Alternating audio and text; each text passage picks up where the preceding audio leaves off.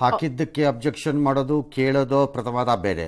ನಾನು ಹೊಡಿತೀನಿ ಒದಿತೀನಿ ಕತ್ತರಿಸ್ತೀನಿ ಅಂದರೆ ಕಾಲು ಮುರಿಬೇಕು ಅವ್ರಿಗೆ ಕಾಲು ಮುರಿದಕ್ಕಾಗಲ್ವ ಯಾರುವೆ. ನಿನ್ನೆ ಸಂಜೆ ತನ್ನ ಮೊಬೈಲ್ ಶಾಪ್ನಲ್ಲಿ ಹನುಮಾನ್ ಚಾಲಿಸಾ ಹಾಕಿದ್ದಕ್ಕೆ ಮುಸ್ಲಿಂ ಯುವಕರ ಗುಂಪು ಗಲಾಟೆ ಮಾಡಿದೆ. ಮೊಬೈಲ್ ಶಾಪ್ ಮಾಲೀಕ ಮುಖೇಶ್ ಮೇಲೆ ಮಾರಣಾಂತಿಕ ಹಲ್ಲೆಯನ್ನು ಕೂಡ ನಡೆಸಿದ್ದಾರೆ. ಎಂತ ದಿಮಾಕ್ ಅದು ಕೊಬ್ಬಿರ್ಬೇಕಂಗಾರೆ.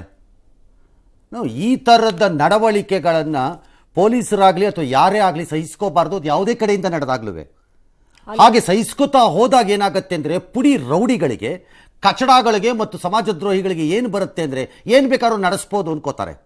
ಹಾಗಾಗಿ ಹೆಡೆಮುರಿ ಕಟ್ಟಿ 4 ಹಲ್ಲು ದುರಿಸಿದ್ರೆ ದಾರಿಗೆ ಬರ್ತಾರೆ ಬೇರೆಯವ್ರುಗಳು.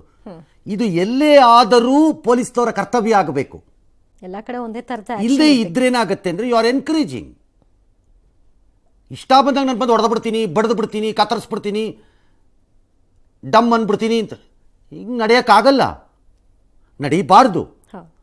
ಒಂದು ವೇಳೆ ನಡೆದರೆ ಇದರ ಪರಿಣಾಮಗಳನ್ನು ಸ್ಥಾಪಿತ ಸರ್ಕಾರಗಳು ಅನುಭವಿಸುತ್ತವೆ ಓವರ್ ಎ ಪೀರಿಯಡ್ ಆಫ್ ಟೈಮಲ್ಲಿ. ಈ MTV ಸಿಟಿ ಯುಗದಲ್ಲಿ ಖುಷಿಯಾಗಿರ್ಬೇಕು.